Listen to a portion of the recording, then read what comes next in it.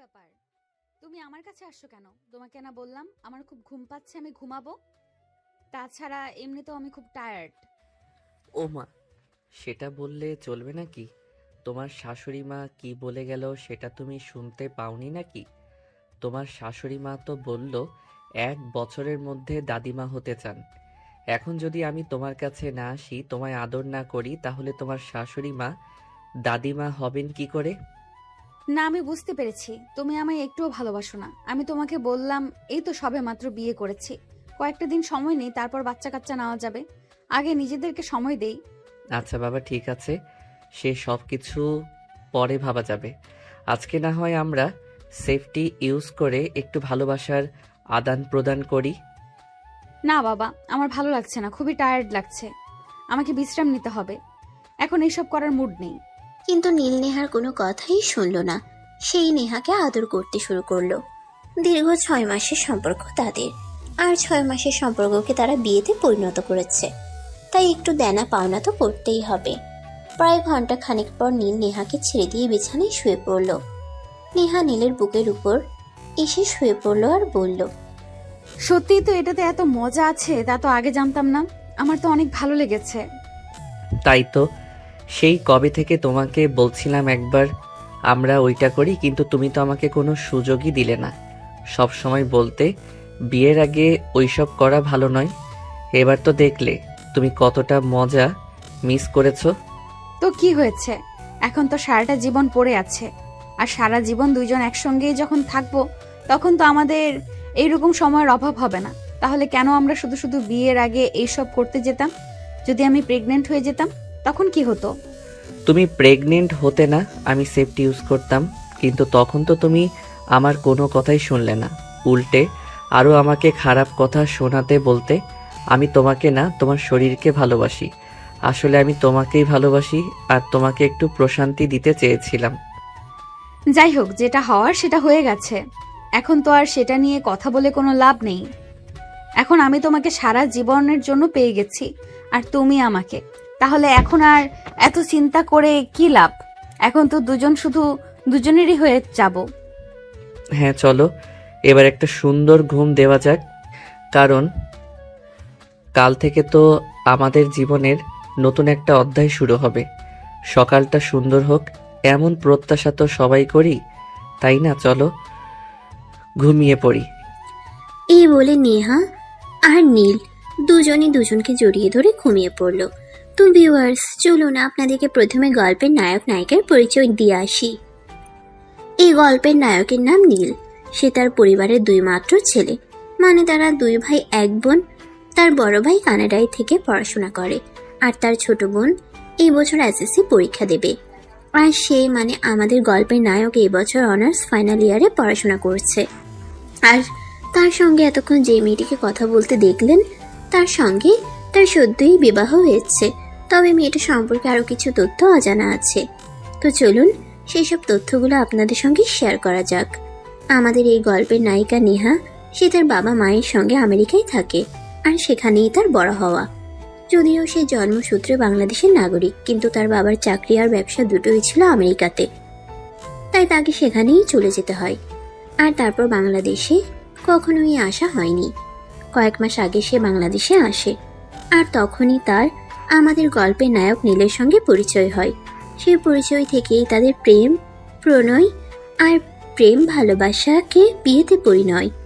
তো ভিউয়ার্স, চলুন কথা না বাড়িয়ে মূল গল্পে ফিরে আসা যাক।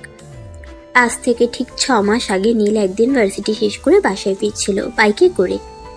আর তখনই হঠাৎ রাস্তার পাশে একটা গাড়ি দাঁড়িয়ে থাকে। দেখলো সে কৌতূহলী মনে সেখানে তার বাইক দাঁড় করালো, আর বাইক থেকে নামলো। বাইক থেকে নেমে এসে দেখতে পেল গাড়িটা নষ্ট হয়ে গেছে, আর ড্রাইভার সেটা ঠিক করবার চেষ্টা করছে, কিন্তু কিছুতেই পেরে উঠছে না।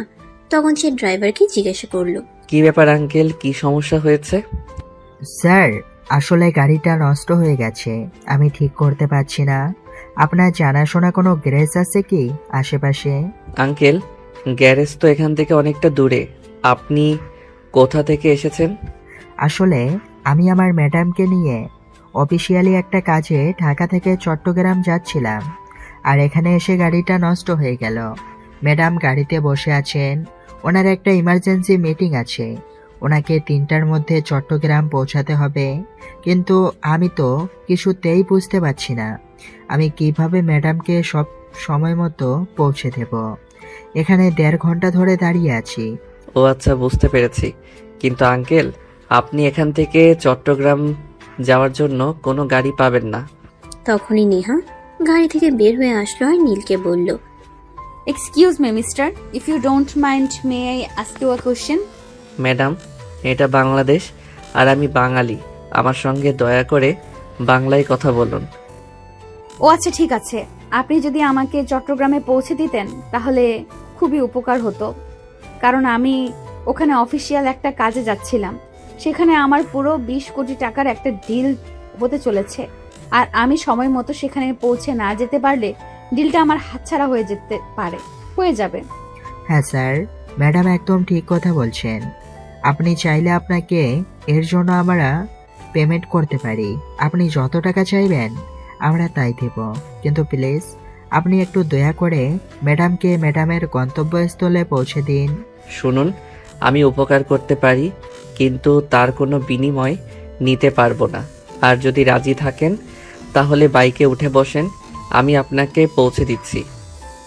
না, এটা তো হতে পারে না। আমি আপনাকে দিয়ে একটা কাজ করাবো আর তার পারিশ্রমিক দেব না? আমি এখান থেকে চট্টগ্রাম গেলে আমার 3000 টাকার তেল খরচ হতো, আমি আপনাকে সেটা দিয়ে দিতে চাই। আই এম সরি ম্যাডাম, আমি কারো চাকর নই যে আমি আমার কাজের বিনিময়ে কারোর কাছ থেকে পারিশ্রমিক নেব। তাছাড়া আমার বাবার অতটাও খারাপ অবস্থা হয়নি যে আমাকে বাইক চালিয়ে উপার্জন করতে হবে। আপনি চাইলে আমি আপনাকে লিফট দিতে পারি, কিন্তু কোনো কিছুর বিনিময়ে নয়, কোনো পারিশ্রমিক নিয়ে নয়। আচ্ছা ঠিক আছে, আপনি যা বলবেন, কিন্তু এই মুহূর্তে আমার চট্টগ্রামে পৌঁছানোটা খুবই জরুরি। আমি যদি সেখানে পৌঁছাতে না পারি তাহলে আমি তো বললাম আপনাকে, আমার 20 কোটি টাকার ডিল হাতছাড়া হয়ে যাবে। ঠিক আছে, তাহলে এই নিন, হেলমেটটা পরে নিন আর আমার পিছনে উঠে বসুন। আর একটা কথা, এখান থেকে তো চট্টগ্রাম অনেকটা দূর। আপনি আমার পিছনে এভাবে বসে থাকতে পারবেন তো? তা না হলে আমার ধরে বসতে পারেন। কোনো প্রবলেম নেই, আমি পারবো। আপনি বাইক স্টার্ট করুন, আমার হাতে আর বেশি সময় নেই, আমাকে দ্রুত পৌঁছাতে হবে। নীল তখন আর কোনো কথা না বলে বাইক স্টার্ট করলো, গাড়ি চালাতে থাকলো।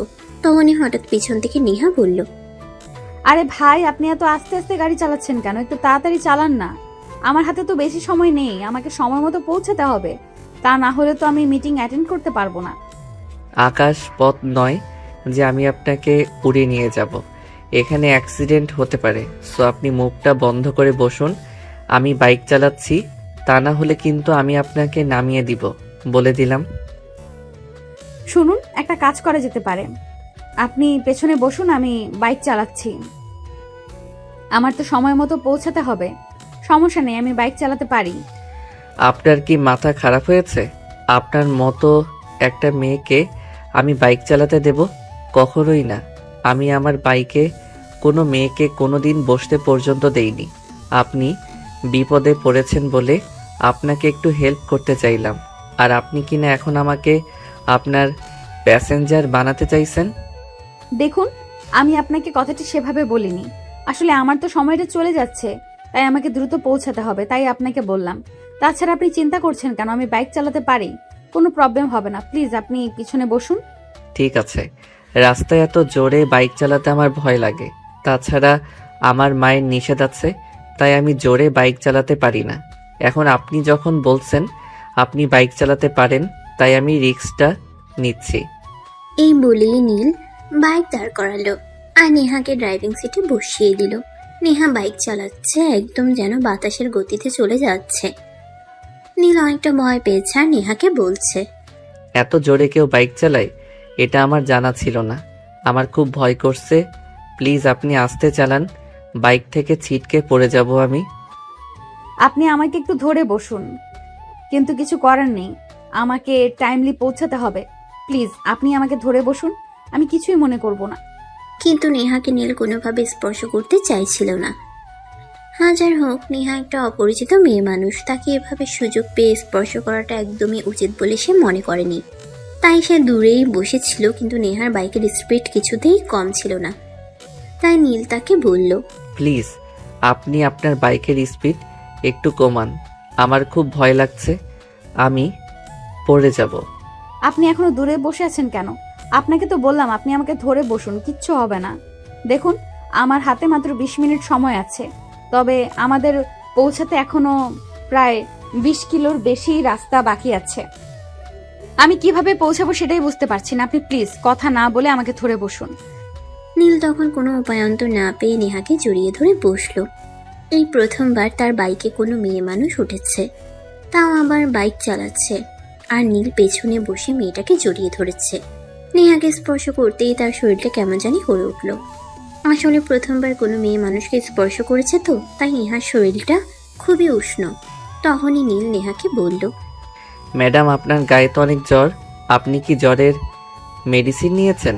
আরে ভাই, আমার গায়ে কোনো জ্বর নেই, আমার শরীরের টেম্পারেচারই এরকম। তাছাড়া মেয়েদের শরীরের তাপমাত্রা এরকমই থাকে। কেন, আপনি কি কখনো আপনার গার্লফ্রেন্ডকে স্পর্শ করেননি? গার্লফ্রেন্ড? তাও আবার আমার?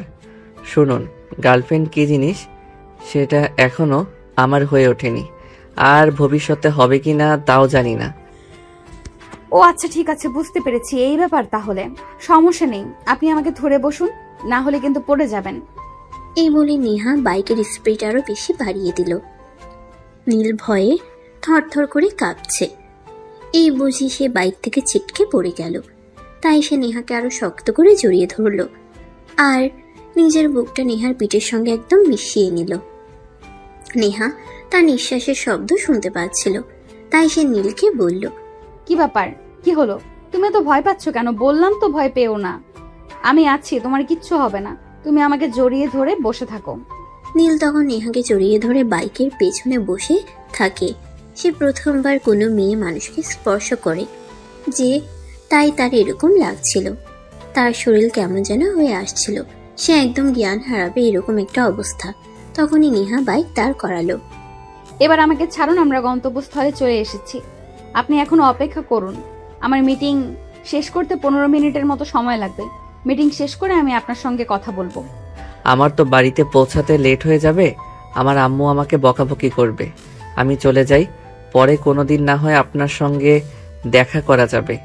সমস্যা নেই, আপনার আম্মুকে আমার কথা বলে দিবেন, তাহলে কিছু বলবে না। কিন্তু আপনি আমার এত বড় একটা উপকার করলেন, আপনার জন্যই আমি সময় মতো পৌঁছাতে পেরেছি। তা না হলে তো আমার 20 কোটি টাকার ডিল হাতছাড়া হয়ে যেত। আপনার সঙ্গে একটু সময় না কাটালে চলে? প্লিজ আপনি এখানে আমার জন্য জাস্ট 15 মিনিট অপেক্ষা করুন, আমি 15 মিনিটের মধ্যেই আপনার সঙ্গে দেখা করছি। এই বলে নেহা সোজা রেস্টুরেন্টের ভিতর ঢুকে গেল, আর নীল বাইরে দাঁড়িয়ে অপেক্ষা করতে থাকলো। বেশ কিছুক্ষণ পর নেহা মিটিং শেষ করে রেস্টুরেন্টের বাইরে আসলো, আর নীলকে দাঁড়িয়ে থাকতে দেখে বলল, আমি তো ভেবেছিলাম আপনি মনে হয় চলে যাবেন, কিন্তু এখনো অপেক্ষা করছেন, ধন্যবাদ আপনাকে। ইহা আপনি তো বলেন আপনার জন্য অপেক্ষা করতে, তাই তো আমি এতক্ষণ ধরে আপনার জন্য অপেক্ষা করছিলাম। যাই হোক, আপনার মিটিং শেষ হয়েছে তাহলে? হ্যাঁ, আমার মিটিং শেষ হয়েছে এবং আমরা ওই 20 কোটি টাকার কাজটা পেতে চলেছি। আপনার জন্য এত বড় একটা উপকার হলো, আপনাকে কি বলে ধন্যবাদ দিব সেটাই বুঝতে পারছি না। ধন্যবাদ দেওয়ার কিছুই নেই, মানুষ মানুষের জন্য। আপনি বিপদে পড়েছিলেন, তাই আমি আপনাকে সহযোগিতা করলাম। অন্য কোনো দিন আমি বিপদে পড়লে আপনি সহযোগিতা করে দিবেন, তাহলে হয়ে যাবে। যাই হোক, এবার আমার বিদায় নেওয়ার পালা। আপনি দয়া করে আমায় বিদায় দিন, আমি এখান থেকে বিদায় নিই। এভাবে কথা বললে কি হয় নাকি কি চলে নাকি? চলুন একটা কফি শপে যাই, দুজনে একসঙ্গে বসে কফি খাই আর একটু পরিচিত হয়ে নেই। কিন্তু ম্যাডাম, আমার তো বাসায় চলে যাওয়াটা খুব বেশি প্রয়োজন ছিল, আমার আম্মু আমার জন্য টেনশন করবে। আরে বাবা, বললাম তো আপনি বাসায় গিয়ে আন্টিকে আমার কথা বলবেন, তাহলে আন্টি আপনাকে আর কিচ্ছু বলবে না। আর কথা না বাড়িয়ে চলুন, পাশে একটা ভালো কফি শপ আছে, সেখানে গিয়ে দুজনে কফি খাই আর পরিচিত হয়ে নেই। নীল তখন আর কোনো কথা না বাড়িয়ে নেহার সঙ্গে গেল, আর সেখানে কফি শপে বসে দুজনে কফি খেতে থাকলো। কফি খেতে খেতেই নেহা নীলকে জিজ্ঞাসা করলো, কিছু তো বলুন আপনার ব্যাপারে, কি আপনার পরিচয় আর কি বা করছেন? আমি নীল, এই তো এই বছর অনার্স ফাইনালে পড়াশোনা করছি। আমার বড় ভাই কানাডায় থাকে, ওখানেই চাকরি করে। আর একটা ছোট বোন আছে, সে এই বছর এসএসসি পরীক্ষা দিবে। আমার বাবা একটা আইটি কোম্পানির ডিরেক্টর। যাই হোক, তাহলে তো ভালোই। আর আমি নেহা ইসলাম, আমার বাবা মায়ের একমাত্র সন্তান। আমার জন্মের পর আমার বাবা মা অনেক কষ্ট করেছিল একটা সন্তান নেওয়ার জন্য, কিন্তু সেটা আর হয়ে ওঠেনি। ডক্টর বলেছিল আমার মা যদি দ্বিতীয় সন্তান নেয় তাহলে লাইফ রিস্ক হতে পারে, এমনকি আমার মায়ের মৃত্যু পর্যন্ত হতে পারে। তাই আমি একাই থেকে গেলাম। ও আচ্ছা, তবে যাই বলেন না কেন, একা থাকারও কিন্তু একটা মজা আছে। বাবা মায়ের সব আদর ভালোবাসা একাই উপভোগ করা যায়, এর ভাগ কাউকে দিতে হয় না। হ্যাঁ সেটাই, তবে আমি অনেক একাকিত্ব বোধ করি। আমার মাঝে মধ্যেই মনে হয় আমার যদি একটা ভাই বা বোন থাকতো, তাদের সঙ্গে আমি সুখ দুঃখের মুহূর্তগুলো শেয়ার করতে পারতাম, তাদের সঙ্গে ভালো সময় কাটাতে পারতাম। কিন্তু দুর্ভাগ্যবশত সেটা আর হয়ে উঠলো না। আর হ্যাঁ, আমার বাবার চাকরি আর ব্যবসা দুটোই আমেরিকাতে, তাই আমাকে আমেরিকাতেই থাকতে হয়। আর এই 2 দিন আগেই এই কাজটার জন্য আমাকে এখানে আসতে হয়েছে। আব্বুর কাজের চাপ অনেক বেশি, তাই আব্বু আসতে পারলো না। আমার এই মুহূর্তে পড়াশোনার চাপ একটু কম আছে, তাই আমি আসলাম। ও আচ্ছা, যাই হোক, আপনার সঙ্গে পরিচিত হয়ে ভালো লাগলো। তবে এখন আর আমার হাতে বেশি সময় নেই, আমাকে এবার উঠতে হবে। আপনি দয়া করে আমায় বিদায় দিন। হ্যাঁ সেটা তো অবশ্যই, কিন্তু যাওয়ার আগে আপনার ফোন নাম্বারটা দিয়ে যাবেন, যাতে নেক্সট টাইমে আপনার সঙ্গে কথা বলতে পারি। নাম্বার দিতে পারি, কোনো সমস্যা নেই, কিন্তু আপনি যখন তখন আমাকে ফোন করবেন না। এমনিতেই আমার মা আর বোন আমার পেছনে পড়ে আছে। আসলে ভাইয়া তো বিয়ে করে নিয়েছে আর ভাবিকে নিয়ে কানাডায় চলে গেছে। বাড়িতে মা আর বোন ছাড়া কেউ নেই, তাই আমাকে ওরা বিয়ের জন্য প্রেশার দিচ্ছে। কিন্তু আমি এখনই বিয়ে করতে চাই না, পড়াশোনা শেষ করি কিছু একটা করে তারপর। আর এই মুহূর্তে যদি আপনি ফোন দেন আর সেটা আমার মা অথবা বোন দেখতে পায়, তাহলে তো আমার কি হবে সেটা আপনি বুঝতেই পারছেন। হ্যাঁ বুঝতে পারছি, কিন্তু আমার মনে হয় আপনার বিয়ে করে নেওয়াটা উচিত, কারণ যথেষ্ট বয়স হয়েছে। অনার্স ফাইনাল ইয়ারে পড়াশোনা করছেন। কিন্তু ম্যাডাম, আমি যে চাকরি করি তারপর বিয়ে করতে চাই। আসলে আমি চাই না আমি বিয়ে করে আমার বউকে অন্য কারো কামাই খাওয়াতে হয়। এটাও কিন্তু ভালো, মন্দ নয়। আপনার জন্য শুভকামনা রইল। যাই হোক, এই নিন আমার ফোন নাম্বার, সময় পেলে ফোন দিবেন। এই বলে নেহা একটা কাগজে তার মোবাইল নাম্বারটা লিখে নীলের হাতে তুলে দিল আর বলল, আর হ্যাঁ, আপনি কিন্তু বাসায় পৌঁছে অবশ্যই ফোন দিতে না পারলে একটা মেসেজ দিয়ে হলেও আমাকে জানাবেন। আমি কিন্তু চিন্তায় থাকবো। আচ্ছা ঠিক আছে, কিন্তু আপনি কি আজ এখানেই থাকবেন, মানে ঢাকায় ফিরবেন না? হ্যাঁ, আমার ঢাকায় ফেরা হবে না, এখানে আরো একটা ছোট্ট কাজ আছে, সেটা আমাকে করতে হবে। আগামীকাল ড্রাইভার গাড়ি ঠিক করে তারপর আমাকে নিতে আসবে। আচ্ছা ঠিক আছে, আজ তাহলে আমি আসি। ভালো থাকবেন, নিজের খেয়াল রাখবেন। এই বলে নীল বাইক নিয়ে বাসার উদ্দেশ্যে রওনা দিল। বাসায় এসে পৌঁছাতে পৌঁছাতে তার রাত প্রায় 8টার মতো বেজে গেল। বাসার সামনে এসে দাঁড়িয়ে কলিং বেল চাপ দিতেই তার ছোট বোন এসে দরজা খুলে দিল আর তাকে দেখেই বলতে লাগলো, কি ব্যাপার ভাইয়া, তুই এতক্ষণ কোথায় ছিলি? আর আমি সে কখন থেকে তোকে ফোন দিচ্ছি, তুই আমার ফোন তুলছিলি না কেন? নীল তখন ফোনটা হাতে নিয়ে দেখলো ফোনটা সাইলেন্ট করা ছিল, আর এতক্ষণ সময় কেটে কেটে সে সেটা খেয়ালই করেনি। তাই সে তার বোনকে বলল, ফোনটা সাইলেন্ট করা ছিল, আমি দেখতে পাইনি। এখন সামনে থেকে সর, আমাকে ভিতরে যেতে দে। পরে তোকে ভেতরে যেতে দেবো, তার আগে তুই আমাকে বল, তুই এতক্ষণ কোথায় ছিলি? জানিস কতটা টেনশনে ছিলাম, তোকে ফোন দিচ্ছি তুই ফোন তুলছিস না। অপরদিকে আম্মু তো কান্নাকাটি শুরু করে দিয়েছে। আরে বাবা, একজন মানুষ ব্যস্ত থাকলে হয়তো কল রিসিভ করে না, ফোন সাইলেন্ট করে রাখে, তাই বলে কি কান্নাকাটি করতে হবে নাকি? হ্যাঁ, আমি তো তোর কাছে সেটাই জানতে চাইছি, তুই কি এমন বিশ্বযুদ্ধ করে এসেছিস যে ফোন সাইলেন্ট রাখতে হয়েছিল? ফোন রিসিভ করার সময় পাসনি? এই, তুই কোন দেশের মহারানী যে আমার কাজের কৈফিয়ত তোকে দিতে হবে? তুই আমার চোখের সামনে থেকে সর, মেজাজ খারাপ করিস না। এই বলে নীল রিমিকে কোনো পাত্তা না দিয়ে ভিতরে চলে গেল। ভিতরে প্রবেশ করিয়ে প্রথমে তার আম্মু রুমে গেল। রুমে ঢুকে সে সত্যিই দেখতে পায় তার আম্মু কান্না করছে। তাকে দেখতে পেয়ে দৌড়ে এসে জড়িয়ে ধরে বলে, কি রে, তুই এতক্ষণ কোথায় ছিলি? তোকে কতবার ফোন করা হয়েছে, তুই ফোন তুললি না কেন? জানিস কতটা টেনশনে ছিলাম। ভয় পাচ্ছিলাম তোর কিছু হয়ে গেল নাকি। আম্মু একটা কাজ পড়ে গেছিল, ওটা করতে গিয়ে দেরি হয়ে গেল। তাই বলে তোমাকে এভাবে কান্না করতে হবে নাকি? যাও, এবার আমার জন্য খাবার তৈরি করো, খুব ক্ষুধা পেয়েছে, খাবো। আচ্ছা বাবা, ঠিক আছে, কোনো সমস্যা নেই। তুই হাত মুখ ধুয়ে ফ্রেশ হয়ে আয়, আমি এক্ষুনি তোর জন্য খাবার গরম করে আনছি। এই কথা বলে নীলের আম্মু কিচেনে চলে গেল আর ছেলের জন্য খাবার গরম করে ডাইনিং টেবিলে নিয়ে আসলো। নীল হাত মুখ ধুয়ে ফ্রেশ হয়ে খাবার টেবিলে আসলো আর খাবার খেতে বসলো। তখনই তার ছোট বোন রিমি সেখানে আসে আর বলে, ওরে বাবারে, বাবা এতক্ষণ কেঁদে কেঁদে একদম উদ্ধার করে দিচ্ছিলে, আর এখন ছেলে আসা মাত্রই তাকে কিছু না বলে খাবার দিচ্ছ? তো কি করব, আমার ছেলেটা তো বলছে সে একটা কাজে আটকা পড়ে গেছিল, তাই আসতে দেরি হয়েছে। এখন আমার ছেলেটার ক্ষুধা পেয়েছে, খাবার দিচ্ছি, এতে তোর কি সমস্যা? হ্যাঁ সেটাই তো, আমার কি সমস্যা? এতক্ষণ তো আমাকে হাজারটা কথা শোনাচ্ছিলে আমি কেন তোমার ছেলের খোঁজ নিচ্ছি না, কেন তাকে ফোন করছি না। আমি কয়বার ফোন করেছি সেটা তুমি জানো। এই আমার ছেলে চলে এসছে, এখন আর আমার কোনো চিন্তা নেই। তুই এখন এখান থেকে যা, আমার ছেলেটাকে শান্তি মতো খাবার খেতে দে, তা না হলে কিন্তু ভালো হবে না বলে দিলাম। হ্যাঁ সেটাই তো, এখন তো তোমার ছেলে চলে এসেছে, এখন তো আমি খারাপ হয়ে গেলাম। ঠিক আছে, কোনো সমস্যা নেই, আমি কোনো কথা বলবো না, চলে যাচ্ছি। তুই এখনো এখানে দাঁড়িয়ে আছিস কেন? যাচ্ছিস না কেন? দেখতে পাচ্ছিস না আমি খাবার খাবো? তোর নজর লেগে যাবে তো। যাচ্ছি, আর কথা বলতে হবে না। তুই সব সময় আমার সঙ্গে এরকম করিস, আমি আর তোর ব্যাপারে কোনো কথাই বলবো না। সব সময় তুই আমাকে অপমান করিস। মান অপমান বোধ সেটা আবার তোর আছে নাকি? যদি মান অপমান বোধ থাকতোই তাহলে যদি আমার সামনেই আসলি না, সারাদিন তোকে কত কথা শোনাই, তারপরও কেন তুই আমাদের বাড়িতে পড়ে আছিস বল?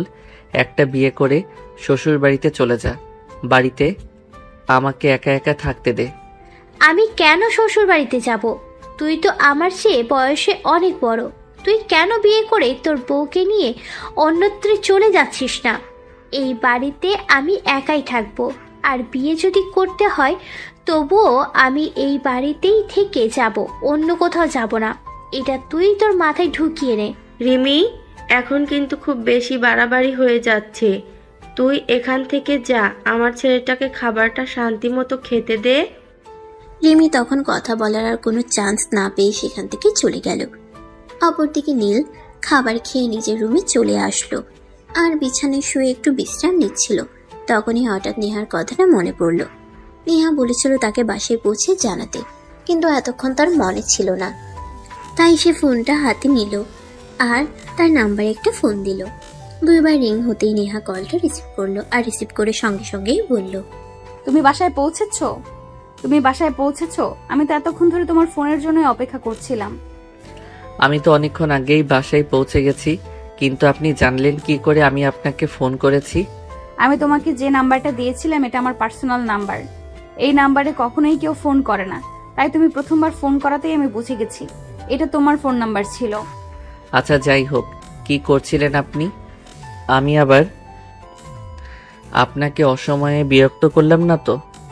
আরে না বাবা, একদমই না। তুমি আমাকে কেন বিরক্ত করতে যাবে? তোমাকে তো আমি নিজেই বলেছিলাম আমাকে ফোন করতে। রাতের খাবার খেয়েছো? হ্যাঁ, এই তো সবেমাত্র রাতের খাবার খেয়ে রুমে আসলাম, এখনই ঘুমাবো। আর তখনই হঠাৎ আপনার কথা মনে পড়লো, তাই ফোন দিলাম। আপনি রাতের খাবার খেয়েছেন? হ্যাঁ, তোমাকে তো বলেছিলাম আমার এখানে একটা কাজ আছে, ওই কাজটা শেষ করে রেস্টুরেন্ট থেকে খাবার খেয়ে তারপর একটা গেস্ট হাউসে উঠেছি, আর এখন ওখানেই আছি। ঠিক আছে, তাহলে আমি রাখি। আপনার তো সারাদিন অনেক পরিশ্রম হয়েছে, এখন আপনার বিশ্রাম নেওয়া প্রয়োজন। আপনি বিশ্রাম করুন, আমিও ঘুমাবো। সকালে আবার ভার্সিটি যেতে হবে, ইম্পর্টেন্ট ক্লাস আছে। আচ্ছা ঠিক আছে, তাহলে আমি রাখছি, সকালে ফোন দিব। ফোনটা তোমার কাছে রেখো। অতঃপর দুজন দুজনের কাছ থেকে বিদায় নিয়ে ফোন কেটে দিল। পরদিন সকালবেলা আনুমানিক 7টা বাজে। তখনই হঠাৎ ফোনের রিংটোনের আওয়াজ শোনা গেল। নীল ফোনটা হাতে নিয়ে দেখলো নেহার নাম্বার থেকে ফোন এসেছে। তাই সে ফোনটা রিসিভ করলো। আসসালামু আলাইকুম অ্যান্ড গুড মর্নিং। ওয়ালাইকুম আসসালাম, গুড মর্নিং। কি অবস্থা, কেমন আছেন আপনি? এই তো আল্লাহর অশেষ রহমতে ভালোই আছি। এখনো পর্যন্ত তোমার কি অবস্থা? তুমি কেমন আছো? ঘুম থেকে উঠেছো নাকি এখনো বিছানায় শুয়ে শুয়ে ঘুমাচ্ছ? এখনো বিছানায় শুয়েছিলাম, কিন্তু আপনার ফোনের রিংটং শুনে ঘুমটা ভেঙে গেল। এখন ঘুম থেকে উঠে যাব। আমি তো সবসময়ই শুনে এসেছি বাঙালিরা সকাল সকাল ঘুমায় আর সকাল সকাল ঘুম থেকে ওঠে, কিন্তু এখন তো বেলা 7টা বেজে গেছে আর তুমি এখনো ঘুম থেকে উঠলে না। কে কি করে না করে সেসব আমি জানি না, আর জানার আগ্রহ নেই। তবে আমি সকাল 9টা বাজার আগে কখনোই ঘুম থেকে উঠি না। এটা আমার ছোটবেলা থেকে অভ্যাস, যার কারণে আমি মর্নিং স্কুলে পড়াশোনা করতে পারতাম না। আচ্ছা ঠিক আছে, ভালো থেকো, রাখছি তাহলে। আমাকে আবার কিছুক্ষণের মধ্যেই ঢাকা ফিরতে হবে। তাছাড়া আমার আব্বু ফোন করেছিল, আমাকে সপ্তাহখানেকের মধ্যেই বাংলাদেশের কাজ শেষ করে আমেরিকায় ফিরে যেতে হবে। আচ্ছা ঠিক আছে, রাখি তাহলে।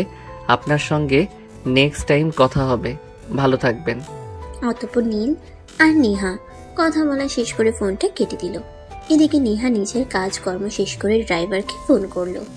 আসসালামু আলাইকুম আঙ্কেল, আমার কাজ শেষ হয়ে গেছে, আপনি চলে আসুন। ম্যাডাম, আমি তো 10 মিনিট আগেই এখানে চলে এসেছি। আপনার জন্যই অপেক্ষা করছিলাম। আপনি বাইরে আসেন, আমি গাড়িতে আছি। ঠিক আছে, আপনি জাস্ট 2 মিনিট ওয়েট করুন, আমি এক্ষুনি আসছি। আর হ্যাঁ, এবার তো আর গাড়ি নষ্ট হবে না। এবার কিন্তু গাড়ি নষ্ট হলে কোনো উপায় নেই, সেটা মাথায় রাখবেন। না ম্যাডাম, চিন্তার কোনো কারণ নেই। আমি গাড়ি ঠিকমতো চেক করে নিয়ে যে কোনো প্রবলেম হবে না। আপনি চলে আসুন। 2 মিনিটের মধ্যে রেহা রওনা দিল আর ঢাকায় এসে পৌঁছাতে তার প্রায় দুপুর 12টা বেজে গেল। নেহা অফিসে কাজ করছে, তখনই হঠাৎ তার নীলের কথা মনে পড়ল। নীল তো এতক্ষণে হয়তো ভার্সিটি থেকে বের হয়েছে, তাই সে নীলকে ফোন করলো। 2বার রিং হওয়ার পর নীল ফোনটা রিসিভ করলো আর বলল, কি ব্যাপার ম্যাডাম, এই তো সকালবেলা কথা বললেন, তাহলে এখন আবার ফোন দিলেন কেন? ফোন করেছি তোমাকে একটা কথা বলার জন্য। আমি সেই শুরু থেকে তোমাকে তুমি তুমি করে বলে যাচ্ছি, কিন্তু তুমি আমাকে বরাবরই আপনি আপনি করে বলছো কেন বলো তো? কারণ আমরা বাঙালি সহজে কোনো মানুষকে আপন করে নিতে পারি না। তাছাড়া অপরিচিত কাউকে আমরা আপনি বলেই সম্বোধন করি। কেন, কোনো সমস্যা আছে নাকি? হ্যাঁ অবশ্যই সমস্যা আছে। তোমাকে দেখে মনে হয় তুমি আমার সমবয়সী হবে। আমি তোমাকে তুমি তুমি করে বলছি, তাহলে তুমি কেন আমাকে আপনি আপনি করে বলবে? আপনি আপনি করে কথা বলাটা একদমই আমার ভালো লাগছে না। তুমি আমাকে তুমি করে বলবে। আরে ম্যাডাম, এসব আপনি কি বলছেন? আমি আপনাকে তুমি করে বলতে পারবো না। আমি আজ পর্যন্ত আমার কোনো মেয়ে বান্ধবীকেও তুমি করে বলি না। আর সেখানে আপনি কিনা অপরিচিত একটা মেয়ে, তাকে আমি তুমি করে বলবো? কখনোই না। তোমাকে বলতে হবে। আমি যদি তোমার সমবয়সী একটা মেয়ে হয়ে তোমাকে তুমি করে বলতে পারি, তাহলে তুমি একটা ছেলে হয়ে কেন আমাকে তুমি করে বলতে পারবে না? এটার কোনো উত্তর কি তোমার কাছে আছে? হ্যাঁ অবশ্যই, কারণ আমরা দুজন 2 রকম কালচারে বড় হয়েছি। তুমি আমেরিকান কালচারে আর আমি বাংলাদেশি কালচারে। 2 দেশের কালচারের মধ্যে অনেক তফাৎ আছে, যেগুলো হয়তো তোমার চোখে পড়ে না, কিন্তু আমার চোখে পড়ে। আমি অত কিছু জানি না আর জানতেও চাই না। তুমি আমাকে তুমি করে বলবে কি বলবে না সেটা বলো। আচ্ছা ম্যাডাম, দেখুন, আমি আপনার আপন কেউ নাই বা সেরকম পরিচিত কেউ নই যে আপনাকে আমার তুমি করে বলতে হবে। তাহলে আপনি এভাবে আমাকে কেন জোর করছেন আপনাকে তুমি করে বলতে? কারণ তোমাকে আমার ভালো লেগেছে। আমার মনে হয় তুমি আর 5টা ছেলের মতো নও। তুমি কত সহজে সেদিন আমাকে চট্টগ্রাম পৌঁছে দিলে। অন্য কোনো ছেলে হলে আমার কাছ থেকে এইটুকু কাজের জন্য অনেকটা পারিশ্রমিক চাইতো, কিন্তু তুমি সেটা চাওনি। দেখুন ম্যাডাম, আমার এতটাও খারাপ দিন আসেনি যে আপনার কাছ থেকে আমাকে পারিশ্রমিক নিতে হবে। আমার বাবার যথেষ্ট টাকা পয়সা আছে, তাই এইটুকু কাজের জন্য আপনার কাছ থেকে পারিশ্রমিক নেওয়ার কোনো প্রয়োজন আমার নেই। বাদ দাও সেসব কথা। আমি তোমার কাছে যে কথা জানতে চেয়েছি সে কথার উত্তর দাও। তুমি আমাকে তুমি করে বলবে কিনা সেটাই বলো। আমি বুঝতে পারছি না, ছোট্ট একটা কথার জন্য আপনি এভাবে পেরাপিরি কেন করছেন? কেন এরকম জোর জবরদস্তি করছেন? আমি সোজা কথা বলতে চাই। আমি তোমার সঙ্গে বন্ধুত্ব করতে চাই। তুমি কি আমাকে নিজের বন্ধু হিসাবে একসেপ্ট করতে পারবে? বন্ধু হতে চান, সেটা তো বেশ ভালো কথা, তবে অনলি ফ্রেন্ডের বেশি কিছু নয়। আচ্ছা ঠিক আছে, কোনো সমস্যা নেই। তুমি আমার শুধু বন্ধু হয়েই থেকো, কারণ তোমাকে কেন জানি না প্রথম দেখাতেই আমার ভালো লেগেছে আর মনে হয়েছে তুমি খুবই ভালো একটা ছেলে, তাই তোমার সঙ্গে বন্ধুত্বের সম্পর্ক করতে চাই। তবে অনলি ফ্রেন্ড এর বেশি কিন্তু কিছু নয়। আচ্ছা ঠিক আছে, তাহলে আজ থেকে আমরা বন্ধু। আর বন্ধুকে তুমি করে বলা যেতেই পারে। তাহলে আজ থেকে আমি তোমাকে তুমি করেই বলবো। এবার তো তুমি খুশি? হ্যাঁ অবশ্যই খুশি, আর অনেক খুশি। তোমাকে অসংখ্য ধন্যবাদ এইভাবে এত সহজেই আমার বন্ধুত্বের প্রপোজাল অ্যাকসেপ্ট করার জন্য। তোমার কি ভার্সিটি ছুটি হয়ে গেছে? হ্যাঁ, এই তো ছুটি হয়ে গেছে, এখনই ভার্সিটি থেকে বের হব। কেন বলুন তো? আসলে আজ বিকেলে একবার আমি তোমার সঙ্গে দেখা করতে চাই, তাই জিজ্ঞেস করছিলাম আর কি। তুমি কেন আমার সঙ্গে দেখা করবে? এই তো গতকালকেই তোমার সঙ্গে আমার পরিচয় হলো, আর এখনই তুমি আমার সঙ্গে দেখা করতে চাইছো। বিষয়টা ঠিক আমার ভালো লাগছে না। একটু খুলে বলো তো কি সমস্যা তোমার? আরে বাবা, তুমি আমাকে এভাবে কেন বলছো? তুমি না আমার বন্ধু। বন্ধুর সঙ্গে কেউ এভাবে কথা বলে নাকি? আমি তোমার সঙ্গে দেখা করতে চাই, এখন তুমি আমার সঙ্গে দেখা করবে কিনা সেটাই বলো। গতকালকের রাত করে বাড়িতে ফিরেই আমাকে কথা শুনতে হয়েছে। এখন যদি আজ আবার আমি দেরি করে বাড়িতে ফিরি, তাহলে তো আমার অবস্থা কাহিল হয়ে যাবে। ওকে, প্রবলেম নাই। তোমার বাড়ির অ্যাড্রেস দাও, আমি তোমার বাড়িতেই চলে আসব। তারপর দেখি কে কি করে আর কে কি বলে। আমি কারোর পরোয়া করি না। আরে এসব কি বলছো তুমি? তোমার কি মাথা খারাপ হয়ে গেছে নাকি? আচ্ছা ঠিক আছে, সমস্যা নেই, আমি নিজেই তোমার সঙ্গে দেখা করছি। কিন্তু তোমাকে আমার বাসায় আসতে হবে না। নতুন করে কোনো ঝামেলায় পড়তে চাই না আমি। না, আমি তোমার কোনো কথাই শুনবো না। আমি যখন তোমাকে বলেছি আমি তোমার সঙ্গে দেখা করতে চাই, তোমার সঙ্গে আমি দেখা করব, এবং সেটা তোমার বাড়িতে। তুমি এক্ষুনি আমাকে তোমার বাড়ির ঠিকানা দেবে। নীল তখন নেহাকে কোনোভাবেই তার বাড়ির ঠিকানা দিতে চাইছিল না, কিন্তু নেহার জোড়াজুড়িতে সে তার বাড়ির ঠিকানা দিতে বাধ্য হলো। নীল ভার্সিটি শেষ হলে বাড়িতে এসে খাওয়া দাওয়া করে বিছানায় শুয়ে বিশ্রাম নিচ্ছিল। তখন সন্ধ্যা হবে এমন সময় কলিং বেলের আওয়াজ শোনা গেল। নীল সেটা রুম থেকে শুনছিল, কিন্তু সে রুমে শুয়েছিল। সে ভাবতে পারছিল না এই অসময়ে কে এসেছে। তখনই তার ছোট বোন রিমি গিয়ে দরজা খুলে দেয়। রিমিকে দেখতে পেয়ে নেহা বলে, এটা নীলদের বাড়ি তো? মানে আমি কি ঠিক জায়গায় এসেছি তো? হ্যাঁ ভাবি, তুমি একদম ঠিক জায়গাতে এসেছো। আমি জানতাম ভাইয়া তলে তলে এরকম কিছু কাজই করেছে, যার কারণেই আমরা তাকে বিয়ের প্রেশার দেওয়ার পরেও সে বিয়ে করতে রাজি হচ্ছে না। এবার বলো তুমি, তোমার সঙ্গে কয়দিনের সম্পর্ক? আরে না, সেরকম কোনো ব্যাপার নয়। তুমি ভুল ভাবছো। নীলের সঙ্গে আমার কোনো সম্পর্ক নেই। সে আমার বন্ধু, এবং শুধুমাত্রই বন্ধু। এছাড়া আমাদের দুজনের মধ্যে আর কোনো সম্পর্ক নেই। নীল বাড়িতে আছে তো?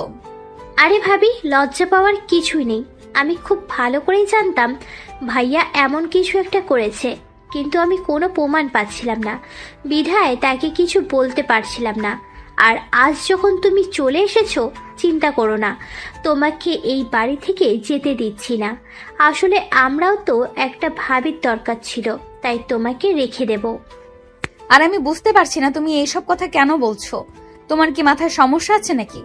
আমি তো তোমাকে বললাম নীলের সঙ্গে আমার কোনো সম্পর্ক নেই, কিন্তু তুমি কেন আমার কথা শুনতে চাইছো না? আর কেনই বা আমার কথা বিশ্বাস করতে চাইছো না?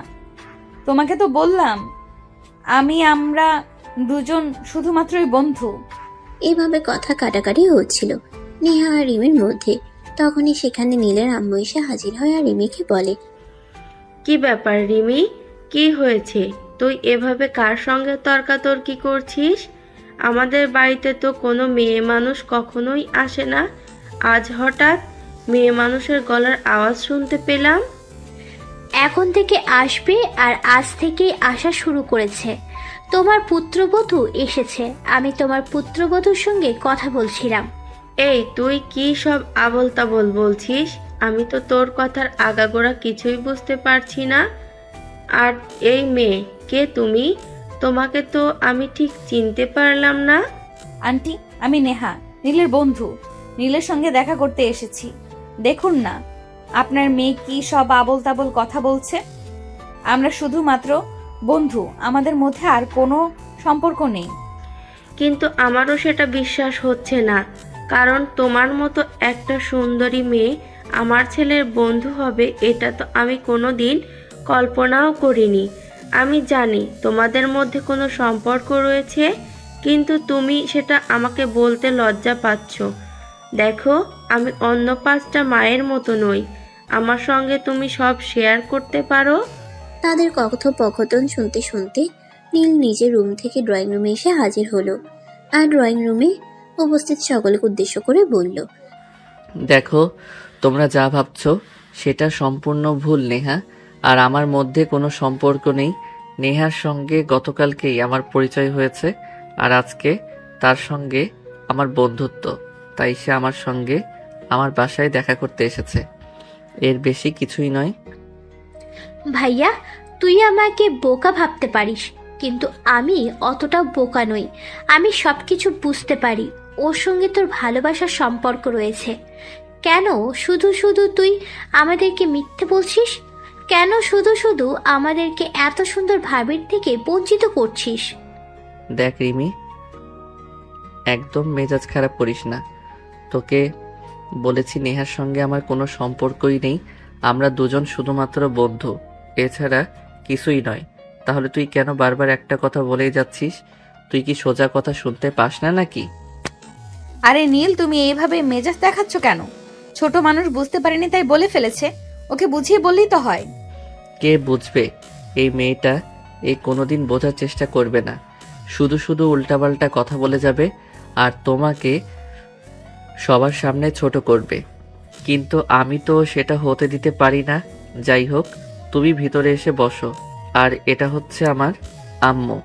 আম্মু, এটা নেহা, আর ওর সঙ্গে গতকালকে আমার পরিচয় হয়েছে, আর আজকে আমাদের বন্ধুত্ব।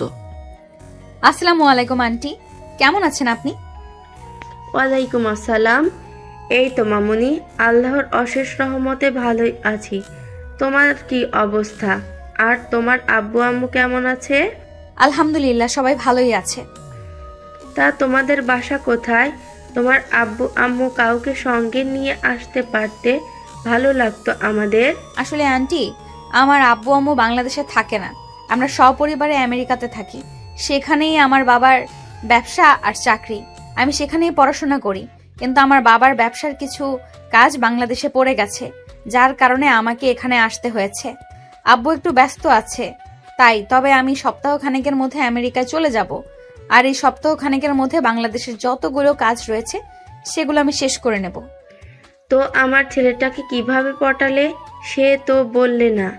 আন্টি, আমি সত্যি বলছি, আপনার ছেলের সঙ্গে আমার প্রেম বা ওরকম কোনো সম্পর্ক নেই। আপনার ছেলে গতকাল আমি যখন অফিসের কাজে চট্টগ্রাম যাচ্ছিলাম, তখন রাস্তায় আমার গাড়ি নষ্ট হয়ে যায়, আর আপনার ছেলে তখন আমাকে চট্টগ্রাম পর্যন্ত পৌঁছে দেয়, আর সেখান থেকেই আমার সঙ্গে পরিচয়। এর বেশি কিছুই না। ও আচ্ছা, ঠিক আছে, বুঝতে পেরেছি। সমস্যা নেই, তুমি বসো, আমি তোমার জন্য কিছু খাবার ব্যবস্থা করি। তুমি প্রথমবার আমাদের বাড়িতে এসেছো।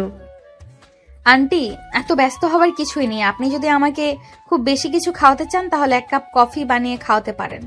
আসলে আমি একটু আগে দুপুরের খাবার খেয়েছি। দুপুরবেলা অফিসের কাজ করতে করতে খাবার খাওয়াটা হয়ে ওঠেনি, তাই। নীলের আম্মু তখন কিচেনে চলে গেল। অপরদিকে নীল, রিমি আর নেহা তিনজনে ড্রয়িং রুমে বসে গল্প করছে। ওইদিকে রিমি তো একটু পরপর খোঁচা দিয়েই যাচ্ছে। ভাইয়া, সত্যি বলছি, তোদের দুজনকে কিন্তু দারুণ মানাবে। প্লিজ বিয়েটা করে নে। দেখ, একদম বাদরামি করবি না বলে দিলাম। তোর সব ফাইজলামো মার্কার কথাবার্তা কিন্তু সত্যি ভালো লাগে না। তুই সবসময় কেন এভাবে কথা বলিস? কেন একটা মেয়েকে এভাবে ছোট করছিস বল? আমি আবার কি করলাম? আমি তো তোকে এটাই বললাম যে তোদের দুজনকে একসঙ্গে দারুণ মানাবে, কারণ তোর বন্ধু কিন্তু দেখতে যথেষ্ট সুন্দরী। হ্যাঁ, সেটা আমি খুব ভালো করেই জানি যে আমার বন্ধু দেখতে যথেষ্ট সুন্দরী, কিন্তু তার মানে এই নয় যে তার সঙ্গে আমাকে রিলেশনে যেতে হবে বা বিয়ে করতে হবে। রিলেশনে গেলে বা বিয়ে করলে তো সমস্যাটা কোথায়? সুন্দর বন্ধু, দেখতে যথেষ্ট সুন্দরী, শিক্ষিত এবং ম্যাচিওর একটা মেয়ে। সত্যি বলছি, এখন কিন্তু তুই খুব বেশি বাড়াবাড়ি করছিস। মায়ের কিন্তু একটাও মাটিতে পড়বে না বলে দিলাম। সে আবার বাড়াবাড়ি কোথায় করলো? সে তো যা বলছে সত্যিই বলছে, আমিও কিন্তু তার সঙ্গে একমত। তুমি রাজি থাকলে আমি তোমায় বিয়ে করতে পারি। এই, তোমার কি মাথা খারাপ হয়ে গেছে? কোথায় তুমি আমেরিকার মতো উন্নত একটা দেশে বড় হয়েছো, আর আমি কোথায় বাংলাদেশে বড় হয়েছি? তোমার সঙ্গে কখনোই আমার মিলবে না, না তো মানসিকতা, না তো অন্য কিছু। সো এসব আজে বাজে কথা বলা দুজনেই বন্ধ করো। আজে বাজে কথা আবার আমি কোথায় আর কখন বললাম? আমি যা বলছি সত্যি কথাই বলছি। তুমি যদি রাজি থাকো তাহলে আমি তোমাকে বিয়ে করতে পারি, কারণ আমি ছোটবেলা থেকেই দেশের বাইরে বড় হলেও সব সময় আমার মন পড়ে থাকতো বাংলাদেশে। আমি ছোটবেলা থেকেই চাইতাম আমি বাংলাদেশি একটা ছেলেকে বিয়ে করব এবং বাংলাদেশ থেকে যাব। ওখানকার জীবন যাপন আমার খুব একটা ভালো লাগে না। হ্যাঁ ভাবি, তুমি একদম ঠিক কথাই বলেছ। তুমি কোনো টেনশন করো না, আমি আজকে আব্বু আম্মুর সঙ্গে তোমার ব্যাপারে কথা বলবো। ওরা যদি রাজি থাকে তাহলে ওদের দিয়ে তোমার আব্বু আম্মুর সঙ্গে কথা বলাবো। রিমি, তুই এখান থেকে যাবি? এখন কিন্তু আমার খুব বেশি মেজাজটা খারাপ হয়ে যাচ্ছে, বলে দিলাম। এসব ফালতু কথা শোনার জন্য তুই এক্ষুনি এখান থেকে চলে যা। তুমি শুধু শুধু ওকে কেন মেজাজ দেখাচ্ছ? ও কি এমন ভুল কথা বলেছে? যা বলেছে তো ঠিকই বলেছে। আমার কিন্তু তোমাকে বেশ পছন্দ হয়েছে ছেলে হিসাবে, হোক বা অন্য কোনো কিছুতেই হোক, সব কিছুই তোমার ভালো লেগেছে। তুমি চাইলে সত্যিই আমি তোমাকে বিয়ে করতে চাই। আমার মনে হয় এবার তোমাকে আমার বাসা থেকে বিদায় নেওয়া উচিত, কারণ আমার বোনের সঙ্গে সঙ্গে তোমার মাথাও খারাপ হয়ে যাচ্ছে। তাই আমি চাই না আমার বোনের সঙ্গে সঙ্গে তুমিও এখান থেকে পাগলে পরিণত হও। তুমি আমাকে সর্বশেষ পাগলের উপাধি দিলে, এটা আমি কোনোদিন কল্পনাও করতে পারিনি। যাই হোক, তবে আমি তোমাকে শেষবারের মতো একটা কথা বলছি। তোমাকে আমার সত্যিই ভালো লেগেছে। তুমি রাজি থাকলে আমি সত্যিই তোমাকে বিয়ে করতে চাই। আর আমার ফ্যামিলি নিয়ে তোমার কোনো চিন্তা করতে হবে না। আমার ফ্যামিলি বরাবরই আমাকে স্বাধীনতা দিয়ে এসেছে। আমার ফ্যামিলি কখনোই আমার স্বাধীনতায় হস্তক্ষেপ করেনি। আর যদি এখন তাদের আমি বলি যে আমি একটা ছেলেকে ভালোবাসি, তাহলে কখনোই তারা দ্বিমত পোষণ করবে না। আমি নিজের লাইফের সিদ্ধান্ত নিজে নেওয়াতে তারা আরো বেশি খুশি হবে। এভাবেই কথা চলছিল তাদের তিনজনের মধ্যে। তখনই নীলার আম্মু সেখানে এসে হাজির হয় আর তাদের কথোপকথন শুনে বলে, কি ব্যাপার, কি হয়েছে? তোমরা তিনজনে কি নিয়ে এমন কথা কাটাকাটি করছো? আমি কি একটু জানতে পারি? হ্যাঁ অবশ্যই, আসলে নেহা আপু ভাইয়াকে পছন্দ করে, কিন্তু ভাইয়া নয়। তাই নেহা আপু বলছিল ভাইয়া যদি রাজি থাকে তাহলে নেহা আপু ভাইয়াকে বিয়ে করতে পারে। এটা আমি কি শুনছি? আমি তো নিজের কানকেই বিশ্বাস করতে পারছি না। তোমার মতো একটা মেয়ে বিয়ে করবে, তাও আবার আমার ছেলেকে? সত্যি নাকি মিথ্যে বলছো? আন্টি, আমি মিথ্যা কথা কেন বলবো? আমি সত্যিই বলছি। আপনার ছেলের সঙ্গে পরিচয়টা আমার অল্প সময়ের মধ্যে হলেও আপনার ছেলেকে আমি ঠিকভাবেই চিনতে পেরেছি। আমার মানুষ চিনতে এত বেশি সময় নিতে হয় না। আমি মানুষের চোখের ভাষা দেখেই বলে দিতে পারি তার মনের ভেতরে কি চলছে। তাই আমি সিদ্ধান্ত নিয়েছি, আপনার ছেলে রাজি থাকলে আমি আপনার ছেলেকে বিয়ে করতে চাই। কিন্তু মামুনি, তুমি দেশের বাইরে থেকে বড় হয়েছো। আমেরিকার মতো একটা উন্নত দেশে তোমার বসবাস। তোমার বাবা মা কি আমার ছেলের মতো একটা ছেলের কাছে তোমাকে তুলে দেবে? আন্টি, সেই সব দিয়ে আপনাকে চিন্তা করতে হবে না। আপনি আপনার ছেলের সঙ্গে কথা বলুন। আমি সত্যি আপনার ছেলেকে বিয়ে করতে চাই। সে যদি রাজি থাকে তাহলে আমি নিজেই আমার আব্বু আম্মুর সঙ্গে কথা বলবো এবং আমি 100% শিওর তারা রাজি হবে। নেহা, আমি সত্যি বলছি, এই বাড়িতে এসে তোমার মাথাটা সত্যি নষ্ট হয়ে গেছে। কারণ এই বাড়িতে তো আমার বোনের মতো একটা ভাইরাস রয়েছে, যেখানে আসলে কোনো মানুষ আর সুস্থ অবস্থায় ফিরে যেতে পারে না। তাই তুমি এখান থেকে যাও আর বিশ্রাম নাও, নিজের মাথাটা ঠিক করো, তাহলে সব চিন্তাধারা বদলে যাবে। চুপ কর তুই। সবার মাথা ঠিকই আছে, তোর মাথা নষ্ট হয়ে গেছে। নেহার মতো সুন্দরী, রূপবতী, গুণবতী একটা মেয়ে তোকে বিয়ে করতে চাইছে, যেখানে তুই কিনা খুশিতে গদগদ হওয়ার কথা, আর সেখানে তুই ওকে অ্যাভয়েড করছিস। হ্যাঁ করছি, কারণ যেটা কোনোদিনও হওয়ার নয় সেটা চিন্তা করা ঠিক নয়। নেহা আমেরিকার মতো একটা উন্নত দেশে বড় হয়েছে, সেখান থেকে সে বাংলাদেশে এসে সংসার করবে, এটা আমি কোনোদিনই বিশ্বাস করি না। আর বিশ্বাস করতে পারবো না। তাই আমি বলছি তোমরা এসব পাগলামি বন্ধ করো। আর নেহা নেশায় আছে, তাকে তেঁতুল জল খেতে দাও, তাহলেই ঠিক হয়ে যাবে। এরপর কাউকে আর কোনো কথা বলার সুযোগ না দিয়ে নীল সেখান থেকে সোজা নিজের রুমে চলে গেল আর দরজা বন্ধ করে দিল। এদিকে নেহা নীলের আম্মুকে বলছে, আন্টি, আমি সত্যি আপনার ছেলেকে প্রথম দেখাতেই ভালোবেসে ফেলেছি। তাই তো আপনার ছেলের সঙ্গে একদিনের বন্ধুত্বের পরিচয়, তার বাসা পর্যন্ত চলে এসেছি। আসলে আমি মানুষকে খুব সহজেই বিশ্বাস করে ফেলি। আপনার ছেলে কেমন সেটা আমি জানি না, আর জানার খুব প্রয়োজন বলেও মনে করছি না, কারণ আমার মন বলছে সে খুবই ভালো একটা ছেলে। তাই আমি সিদ্ধান্ত নিয়েছি তাকে বিয়ে করতে চাই। হ্যাঁ মামুনি, ঠিক আছে, কোনো সমস্যা নেই। আমি খুব ভালো করে জানি জীবনে ভালোবাসা কখনো অনুমতি নিয়ে আসে না, কিংবা কোনো সময় সাপেক্ষ আসে না। ভালোবাসা যখন তখন হয়ে যায়। তোমার চিন্তার কোনো কারণ নেই, তুমি নিশ্চিন্তে বাসায় যেতে পারো। আমি দেখছি বিষয়টা। আমি 2 দিনের মধ্যেই তোমাকে রেজাল্ট জানাবো। ওই কথা শুনে নীলের আম্মুর কাছ থেকে বিদায় নিয়ে নেহা বাসে চলে গেল আর অপেক্ষা করতে থাকলো কখন নীলের আম্মু তাকে ফোন করে জানাবে। এদিকে নেহা চলে যাওয়ার পর নীলের আম্মু নিজের কাজকর্ম শেষ করে রাতে রান্না বান্না করে তারপর নীলের রুমে গেল। কি রে, কি ব্যাপার, কি সমস্যা তোর? তুই সেই কখন থেকে দরজা বন্ধ করে আছিস কেন? আমি যদি তোমাদেরকে কোনো কথা শোনাতে না পারি তাহলে আমি কি করব বলো? আমি তো তোমাদের কত করে বলছি তোমরা আমার কথা শোনো আর আমার কথা বোঝার চেষ্টা করো, কিন্তু তোমরা তো ঠিক করে নিয়েছো আমার কোনো কথাই শুনবে না। বোঝা তো অনেক দূরের কথা। দেখ, আমার কখনো এমন কিছু চাইবো না যেটা তোর ক্ষতি হবে। আমরা সব সময় তোর ভালোই চাই, আর তোর ভালোর জন্যই বলছি। নেহা মেয়েটা যথেষ্ট ভালো, আর সে তোকে বিয়ে করতে চায়। তাহলে ওকে বিয়ে করতে তোর সমস্যা কোথায়? তুমি কি কোনো কিছু বুঝতে পারছো না নাকি বুঝতে চাইছো না? আমি তো সেটাই বুঝতে পারছি না। আমি কেন নেহাকে বিয়ে করতে যাব? নেহা আমেরিকার মতো অন্যতম একটা দেশে বড় হওয়া একটা মেয়ে, সে কি বাংলাদেশে থাকতে পারবে? কখনোই না। আর একটা কথা মনে রেখো, আমি কোনো মেয়ের জন্য কোনো দিনও নিজের পরিবার ছেড়ে যাব না।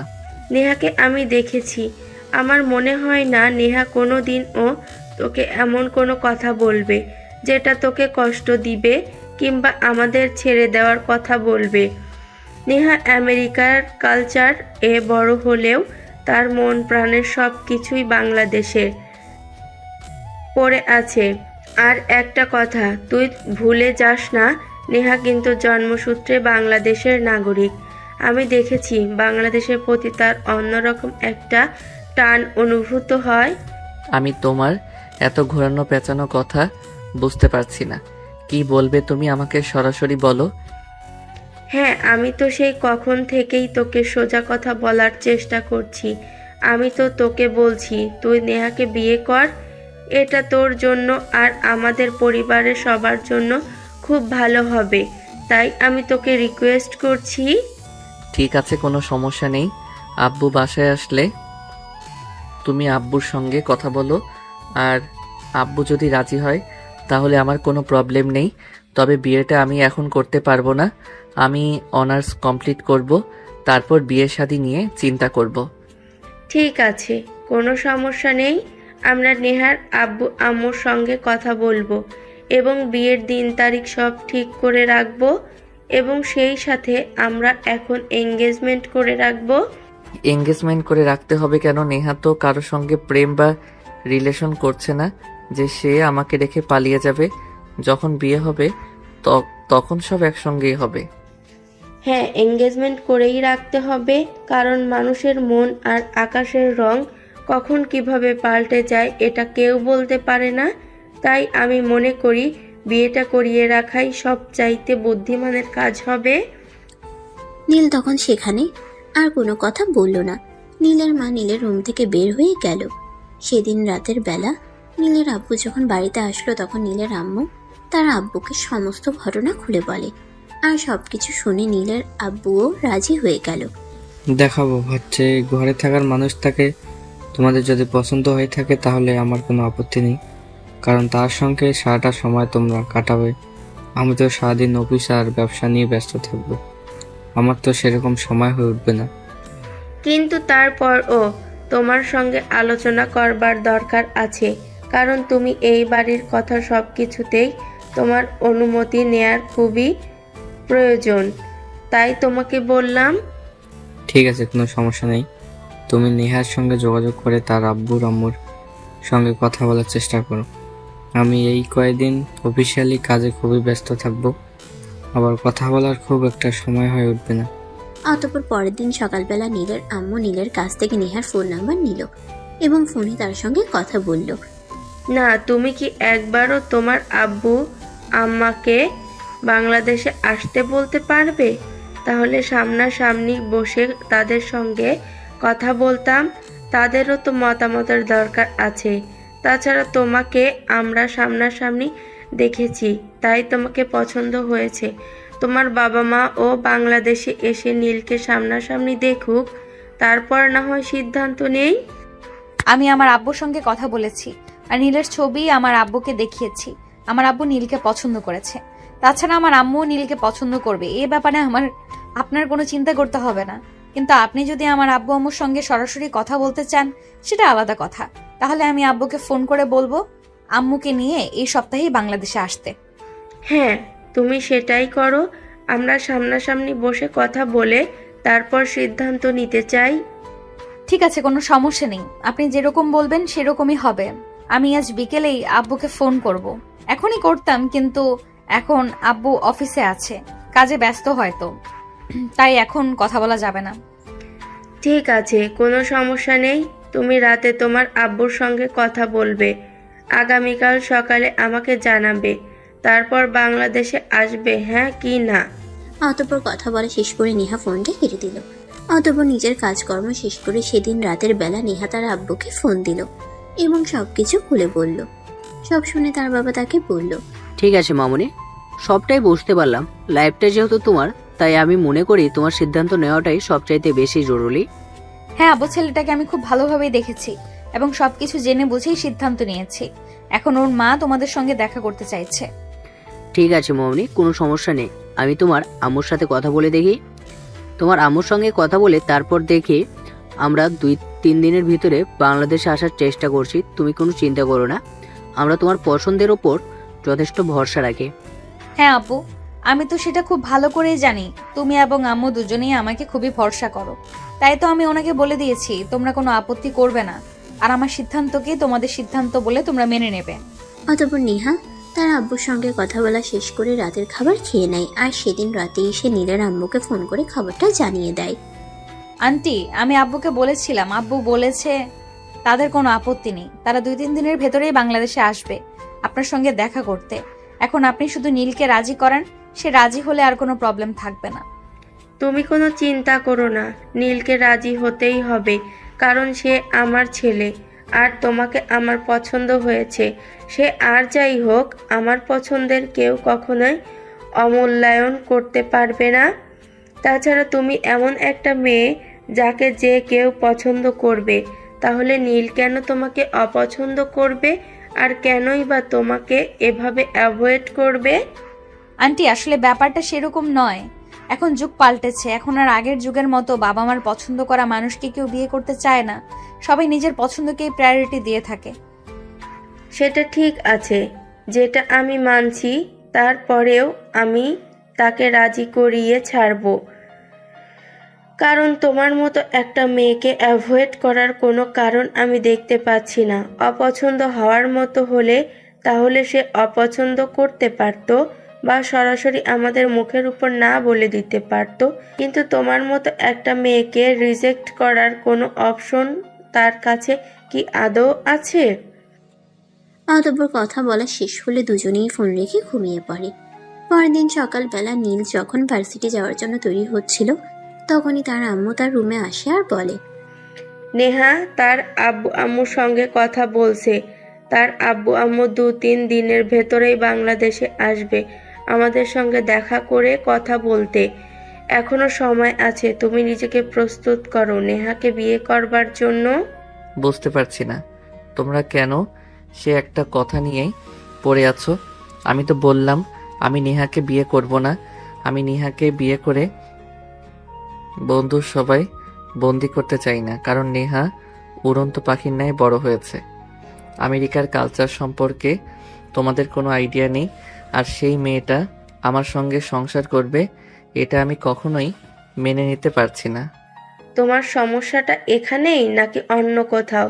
তুমি যদি অন্য কোনো মেয়েকে পছন্দ করো তাহলে সেটা আমাদেরকে বলো। আমরা মেয়েটাকে কথা দিয়েছি, আমরা মেয়েটাকে আমাদের বাড়ির বউ বানাবো। আর এখন তোমার এসব কথা কেন আমাদের শুনতে হচ্ছে? তুমি যদি অন্য কোনো মেয়েকে পছন্দ করো তাহলে সেটা এক্ষুনি তুমি আমাকে বলো, তা না হলে কিন্তু তোমার সঙ্গে এমন কিছু হবে সেটা তুমি কল্পনাও করতে পারবে না। আমার পৃথিবীতে কোনো মেয়েকে কখনোই পছন্দ হয়নি, আর ভবিষ্যতেও হবে না। তোমরা কেন সেটা বুঝতে পারছো না? কেন শুধু শুধু তোমরা আমাকে ডিস্টার্ব করছো? আমি প্রেম ভালোবাসা ও সব কোনোদিনই বিশ্বাস করিনি। আর তোমাদেরকে তো আমি বললাম আমার কোনো সমস্যা নেই, শুধু আমি পড়াশোনা শেষ করে নিজের পায়ে দাঁড়াতে চাই, তারপর বিয়ে শাদী নিয়ে চিন্তা করতে চাই। ব্যাস এইটুকুই তো, আমার তো আর কোনো প্রবলেম নেই। এইটুকু যদি প্রবলেম হয়ে থাকে তাহলে আমি তোমাকে বলবো নেহা কোনো বাচ্চা মেয়ে নয় যে তোমার পড়াশোনায় ব্যাঘাত ঘটাবে। তাছাড়া সে নিজেও একজন স্টুডেন্ট, সে এখনো পড়াশোনা করছে, সেও পড়াশোনা শেষ করবে। তাছাড়া তার বাবা বিশাল বিজনেস, সেটার দেখাশোনা সে এখন থেকেই করছে। তাহলে তাকে বিয়ে করতে তোমার সমস্যাটা কোথায়? আমি তোমাদেরকে আর কতবার বলবো আমার কোনো সমস্যা নেই। সমস্যা শুধু নেহাকে নিয়ে। নেহা এখন আবেগের বশে কথাগুলো বলছে। সে যখন সময় হবে তখন কিন্তু সেই সব কিছুই করতে পারবে না। তখন তুমি নিজেই বলবে নিজের কপালে নিজেই কুড়াল মেরেছো, কারণ এখনকার যুগের শাশুড়িরা সবসময় ঘরোয়া বৌমা চায়। ও আচ্ছা, তাহলে এতক্ষণে আমি ব্যাপারটা বুঝতে পেরেছি। তুই সংসার নিয়ে চিন্তা করছিস, আমি কিন্তু সেই সব চিন্তা একটুও করছি না। এখনকার যুগের মেয়েরা একটু স্বাধীনচেতা হয়, সেটা আমি খুব ভালো করেই জানি। সে সব কিছু তোর কষ্ট করে আমাকে শেখাতে হবে না। আমি খুব ভালো করেই জানি এখনকার মেয়েরা সংসার কর্মে নিপুণা হয়ে ওঠে না। হ্যাঁ, একদমই তাই। যখন তুমি চাইবে বৌমা তোমার সংসার সামলাক, কিন্তু বৌমা সেটা করতে পারবে না, তখন যে অশান্তিগুলো হবে সেগুলো আমি মেনে নিতে পারবো না। তাই আমি নেহাকে বিয়ে করব না। তাদের দুজনের মধ্যে এই কথাগুলো হচ্ছিল। তখনই রিমি এসে সেখানে উপস্থিত হয় আর তাদের কথা শুনে বলে, শোন ভাইয়া, কোনো কাজ কেউ মায়ের পেট থেকে শিখে আসে না।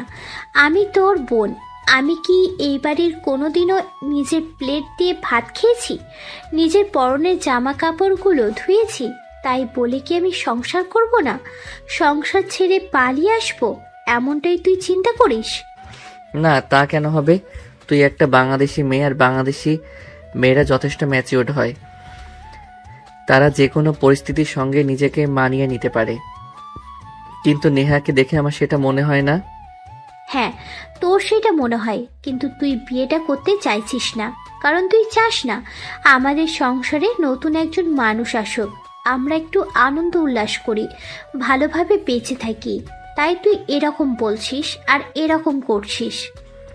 আমি খুব ভালোভাবেই বুঝতে পেরেছি তোরা আমার পেছনে এমনভাবে লেগেছিস যাতে আমি রাজি না হয়ে আর কোনো উপায় না পাই। ঠিক আছে, তোরা যখন এতই উঠে পড়ে লেগেছিস, তোদের যা ভালো মনে হয় তোরা তাই কর।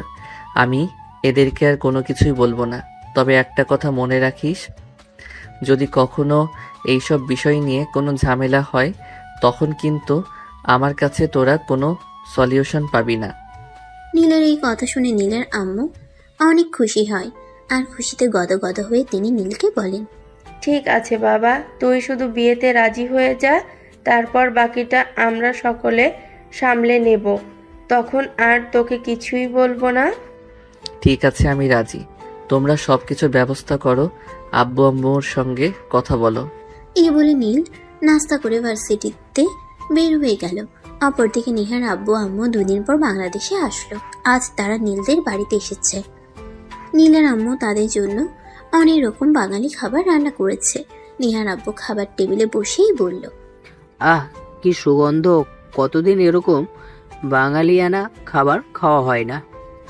আজ মনে হয় অনেক বছর পর তৃপ্তি করে কিছু খেতে পারবো। তুমি এমন করে বলছো যেন আমি তোমাকে কোনো কিছুই রান্না করে খাওয়াই না, আর আমার খাবার এখনো টেস্ট নাই। আরে তুমি রেগে যাচ্ছ কেন? আসলে তোমাদের মহিলাদের এই একটাই সমস্যা, একজনের সামনে অন্য আরেকজনের প্রশংসা করা যাবে না। তাহলে খেলনা হাতে আমি কি তোমাকে একেবারে বলেছি তোমার খাবার যথেষ্ট সুস্বাদু নয়? তোমার খাবারও যথেষ্ট সুস্বাদু, কিন্তু আমরা আমেরিকায় বসে বসে এমন বাঙালিয়ানা খাবার তো কখনোই খেতে পারি না। তাই এই খাবারগুলো আমাদের কাছে অমৃত মনে হয়। হয়েছে, এখন আর আমাকে পাম দিতে হবে না। আমি তো এতক্ষণে সত্যিটা জেনে গেছি। তাহলে আর আমার সামনে মিথ্যা বলে কি লাভ বলো? আরে বাবা, ঠিক আছে, এভাবে ঝগড়া করার কি আছে? আসলে আপনারা দেশের বাইরে থাকেন, সেখানে হয়তো বাঙালিয়ানা খাবার তেমন একটা চলে না, তাই হয়তো ভাবি বাঙালিয়ানা খাবার খুব একটা রান্না করে না। তাই বলে কি এই জন্য ঝগড়া করতে হবে নাকি? এখন থেকে তো আমরা আত্মীয় হতে চলেছি। এখন থেকে আপনি প্রায়ই বাঙালিয়ানা খাবার খেতে পারবেন, সমস্যা নেই। হ্যাঁ আব্বু, আন্টি একদম ঠিক কথাই বলেছে। আমরা কিন্তু বাঙালিয়ানা খাবার খেতে খুবই ভালো লাগে। এই দেখো, আমি 1 সপ্তাহের মতো হবে বাংলাদেশে এসেছি।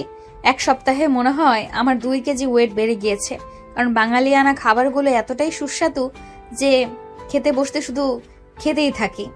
সবাই মিলে গল্প গুজব করতে করতে খাওয়া দাওয়া শেষ হলো। আর এদিকে ড্রয়িং রুমে সবাই বসে গল্প করছিল। তখনই নীলের আম্মু বলল, সব কিছুই তো হলো, তবে বিয়েটা কি হচ্ছে নাকি সেটা তো এখনো বুঝতে পারলাম না। আপনারা প্লিজ কিছু বলুন, আমার তো আর সহ্য হচ্ছে না। কবে আমি আমার নেহামাকে আমার বাড়ির বৌমা করে আনবো?